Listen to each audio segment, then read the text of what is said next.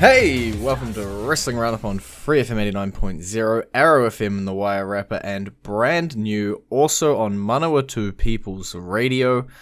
Big thanks to Sammy G of the PBNH show for the hookup. Wrestling Roundup now across 3 different radio stations here in New Zealand, as well as online via our YouTube. Just getting bigger and bigger. But as always, I'm Grady, and live on Skype we got Josh. Yo.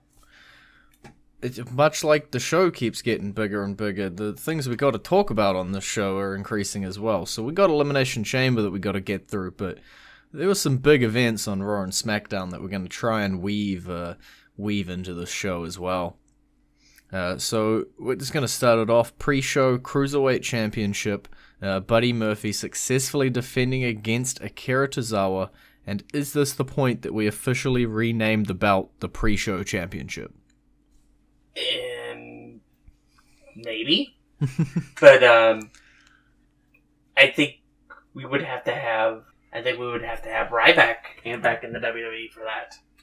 Yeah, that was his gimmick for a little while, wasn't it? It was the pre-show stopper. Yeah. I don't think Ryback would be able to cut to 205 anyway. But as much as we jest about the Cruiserweight Championship always being on the pre-show, they always put on great matches. Like, you can't fault that part. No. And Buddy Murphy has been a really good champion. I will accept that. Thank you very much. I will accept that honor on behalf of our entire continent. Buddy Murphy, good. Put it down in the record books. I guess, where is his next challenger coming from? Where are we heading for WrestleMania? We'll have to wait and see what's going to happen on the pre-show of Fastlane. Well, we'll see. We cracked open the main pay-per-view with their tag team Elimination Chamber match to crown the first, in this reign, WWE Women's Tag Team Champion. Now, I'm going to run through the eliminations before we talk, just so we get there. Okay. Carmella and Naomi were eliminated by the Iconics. The Iconics were eliminated by Jackson Tamina. The Riot Squad were eliminated by Jackson Tamina.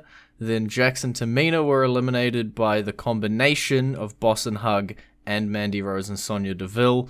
And then finally Sonya and Mandy were eliminated by the Boss and Hug connection, with Sonya tapping out to the bank statement, leading to the first women's tag champs, Bayley and Sasha.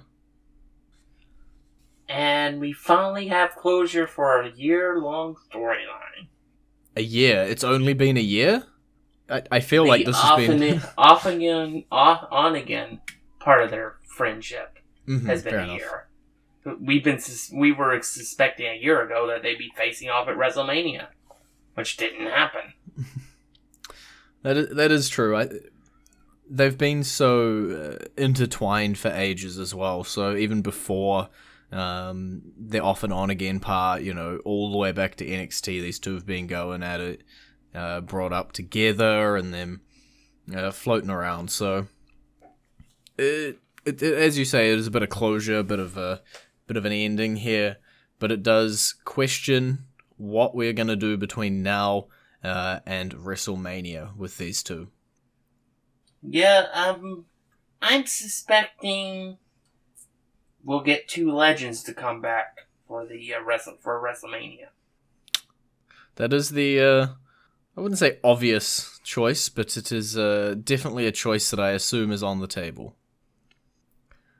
I assume it's already chosen because there have been some hints that have been thrown out by Bayley and Sasha on Twitter. I would rewind, assuming we're talking about the same people, we're going to find real quick. I would have rewind even as far back as Evolution. And after Evolution, there was rumors then that Trish and Lita would stick around until WrestleMania. And then those changed to, well, maybe they'll pop up at WrestleMania. So it seemed as though the groundwork had been laid rumor-wise in terms of connecting all the dots. So now we might just be heading to the more obvious. Yeah, we've been on our road to this match. It's just we didn't know how or why we were going to get it. Mm-hmm. Yeah, and it's just a case of getting there now. Like at Fastlane, I think anything can happen for these belts, other than a title change if we are going with the Banks and Bayley versus Trish and Lita part. But the interesting part for me with these belts is that they have opened them up to NXT as well. So you've got Raw, SmackDown, and NXT. I believe Triple H mentioned. So opportunities there in terms of what to do at Fastlane, given that it's going to be pretty much an exhibition match. So we could see. More than likely, it'll just be Nia Jackson Tamina, but hey, I can dream. Yeah, you're probably right. It probably is going to be them. It's possible that they may not even defend them on Fastlane. True. The next challenges, I guess, depending on when it happens, seems to be lined up for Jackson Tamina. Would I be quite happy to see it be an NXT team or maybe the Iconics? Yes, but the odds of that happening are much lower. Next up, we talked about Banks and Bayley not being too much of a surprise. This next match surprised me, definitely. The Usos regaining the SmackDown Tag Team Championships from Miz and McMahon. Yeah, especially with the news that came out like 3 days before the event. I believe, I'm going to mess up which Uso it is. I'm going to flip a coin. Jimmy? Was it Jimmy? Nobody's going to remember. One of the Uso brothers, was he formally detained? There was an altercation with the police. I don't remember all the details off the top of my head, so I'm not going to try and recite them. But when you hear that sort of news, you don't really see them winning the tag team championships like 3 days later, combined with the fact that it looked like Miz and McMahon may go for a little bit longer. And I didn't expect the Usos to win in the first place, left this bit of a surprise to me. Yeah. Now, the question is, where do we go from here? Obviously, with the former champions, I think we're on a collision course for a WrestleMania match with them. Mm-hmm. But the Usos are a little different. I have a theory, but I'm not going to say it until we get to the main event. Okay. Fair enough. I believe also for Fastlane, a rematch has been booked between these two teams. Usos taking on Miz and McMahon. I assume that will be the catalyst of the Miz McMahon match that will happen at WrestleMania. What do we got time-wise? Yeah, we got enough time.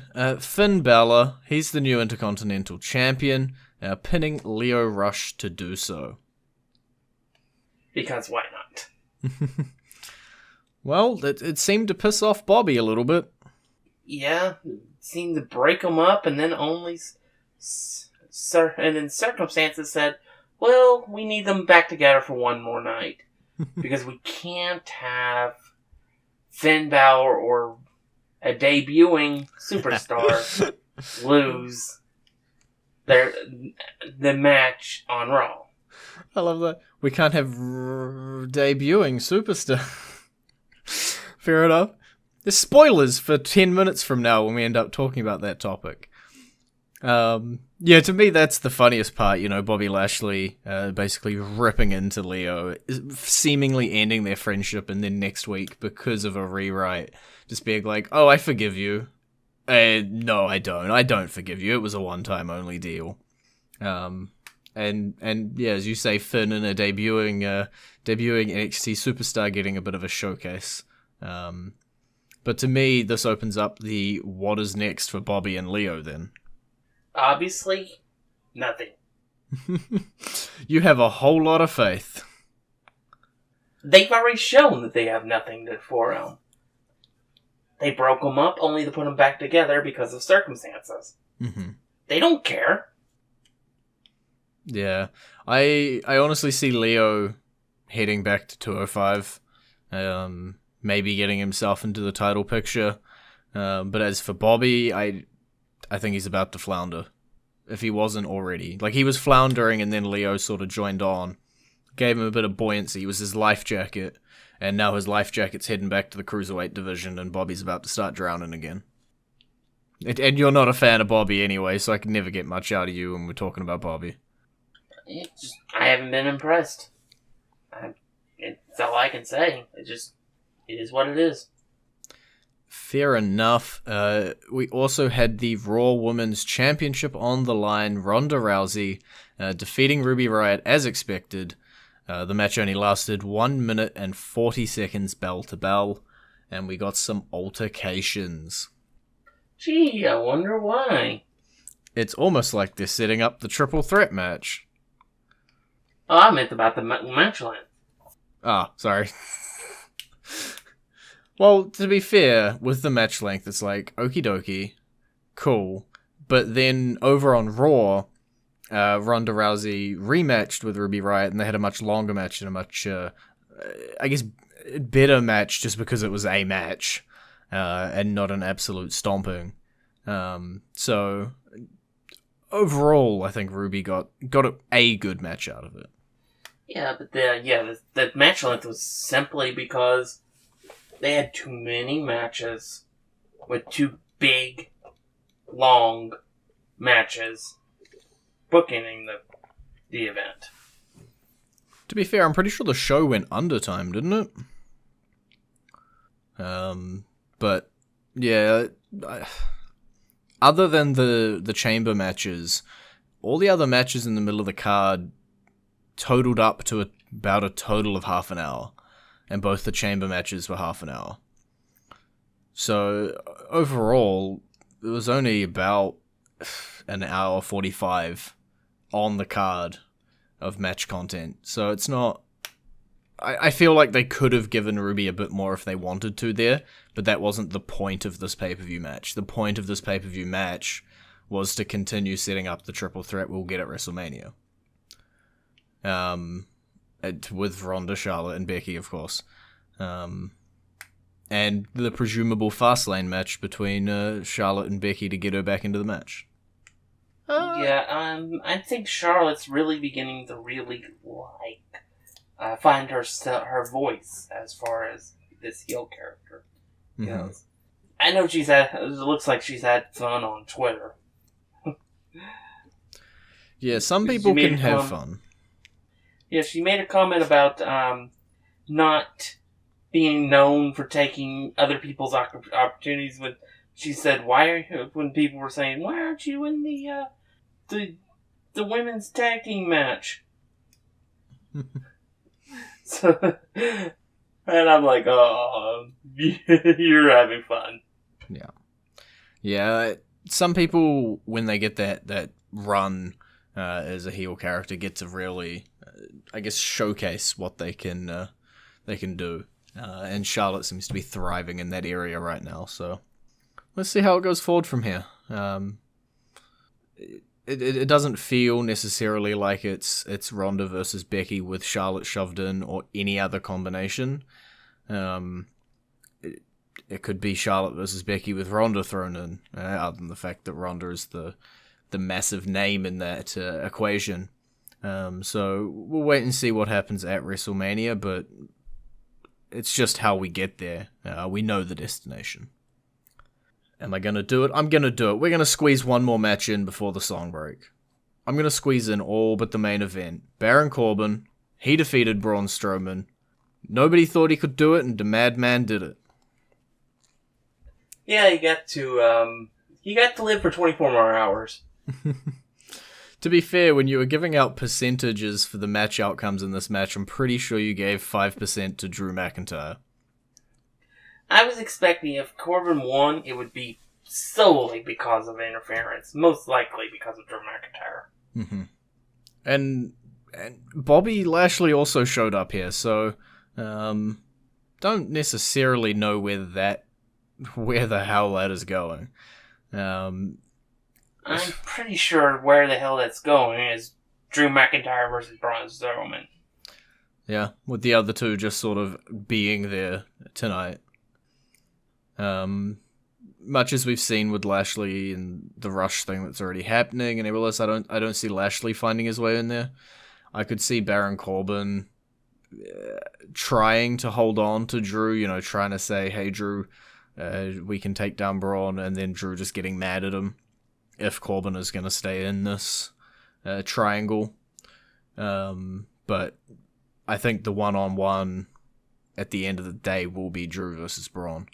Yeah, I'm pretty sure Baron's going to be busy trying to wait at a TGI Fridays. And with that comment, we're going to roll into our entrance theme this week. You have selected Finn Balor's theme. And you're back with a Wrestling Roundup on FreeFM, ArrowFM, and MPR. I'm Grady, and Josh is here with me as well. We got one more match left on the Elimination Chamber card. It was the Elimination Chamber match for the WWE Championship. Daniel Bryan successfully defending, and it's time for me to do the marathon that is reading out the eliminations. Samoa Joe was eliminated by AJ Styles, then Jeff Hardy was eliminated by Daniel Bryan, then AJ Styles was eliminated by Randy Orton, and then Randy Orton was eliminated by Kofi Kingston, and then Kofi Kingston was eliminated by Daniel Bryan with a running knee strike. Yeah, it was a really good chamber match. Mm-hmm. And the whole purpose of the chamber match was definitely about building Kofi Kingston. Yeah, Kofi. I loved the moment that Kofi got at the end of the chamber when the New Day come out and they help him out of it and everything. And obviously over on SmackDown now, Kofi Kingston's also got the Fastlane match against Daniel Bryan. It seems like we're finally doing something there. So I'm thoroughly on the Kofi train. I've been hoping for a long time for Kofi. I just gave up. Mm-hmm. Because it just didn't seem anything was going to happen. But then I got the thought of, with this whole gimmick thing with Daniel Bryan, that the stars started seeming to be like they'd be aligned perfectly for Kofi. Because Kofi's gimmick with the new gi is everything Daniel Bryan hates. Mm-hmm. So it just seemed so perfect. But I still don't trust WWE to go with it. You think we'll get it at Fastlane but not at Mania? They've already been announced from what I understand, hasn't it? Yeah. We've got it at Fastlane. But do you think it won't extend further, I guess? Yeah, I'm afraid that the rumor I'm hearing might end up being true, and I will hate it. Well, you Not can't... because of the match itself, but because Kofi won't be in it. You can't say that and not share. Okay, it's story time. The rumor I'm hearing is Kevin Owens. Okay. Returns as a face. The challenge Daniel Bryan at WrestleMania. Okay. If you told me a couple years ago that Daniel Bryan as a heel was going to defend his title against Kevin Owens as a face, I would not have believed you. I will believe you now. And I'm with you. I'm sad that Kofi ain't included. I'm hoping if that's the route they go, then they give us a payoff in June. Oh. With a certain type of match that he's always excelled in. You realize he's excelled in like every match. Yeah, I was going to say, he excels in the Rumble. He did pretty well in the Chamber. He excels in ladder matches where there's things hanging from the roof. Pretty much everywhere. Yeah, it's a particular ladder match. Actually, there's one type of match he doesn't excel in, and that's 1v1s for the WWE Championship, but he kind of hasn't had a whole lot of those. I don't think he's had a single one. Nope, it's this first. I do know he was having some fun with Randy Orton on SmackDown. Yeah, that feud back in the day could have been a great one, but it was not meant to be. And obviously here you're hinting about the Money in the Bank match. I'm skirting around it, but that's what you're talking about. Yeah, I could definitely see him winning that and then using that to win the title. Okay. A couple months later. Okay. I could see it. I'm not against it. But June is very far away for me to be thinking about. I can barely think about what I'm going to do tomorrow. So I'll just nod along, but it's radio and you won't be able to see me nodding, and just say yeah. But what I am intrigued about is when you were talking about the Usos and their tag team championships, you said you were going to wait until the main event to talk about what you thought their future was, and I'm quite interested here. This is on the other side of the coin. Let's say they do extend Kofi and Daniel Bryan to WrestleMania. Have the New Day, in this case being Woods and Big E, challenge the Usos for the tag team titles. Okay. And then you could potentially have all three holding the titles at the end of the show. Okay, so you had a pipe dream is what I'm hearing here. Yeah, or a pipe nightmare. Where Kofi winds up winning with his big moment, but his partners have failed in their moment, and it spurns off something we don't want to see. Okay. I'm with you on the pipe nightmare. But to discuss the pipe nightmare much longer, we're going to be ripping time away from some things I wanted to talk about from Raw and SmackDown, so I'm going to jump over. Triple H, he announced the arrival of Tomato Ciampa, Johnny Gargano, Ricochet, and Aleister Black. They need to just call him Ciampa so that you can stop calling Tomato. I'm sorry, but I will continue to call him that every day on the show. Oh, God. Okay. This was huge. I don't think it was even rumored that this was possible until it was announced literally on the app, like 6 hours before the show. I'm still stunned from it. From what I understand, it wasn't finalized till like 1 o'clock on Monday. I have very minimal words to say. I can't decide whether I'm happy or not. But I've also seen slight spoilers for the NXT tapings that these superstars aren't necessarily leaving NXT television anytime soon as well. So I don't know where that's going to lead per se. I think where that's leading us is that all-important international superstar shakeup in April. I think for the first time, NXT will be involved. Okay. We'll be getting talent shooken from Raw and SmackDown to NXT. Some of the lesser names that aren't getting used. Like Ty Dillinger? Oh, no, wait. That will find their way either down to NXT for the rest of them or back to NXT. I also think some people from NXT UK will be shook into NXT and vice versa. It's an interesting But I could see aspect. maybe one upper mid-card type name being dropped to NXT.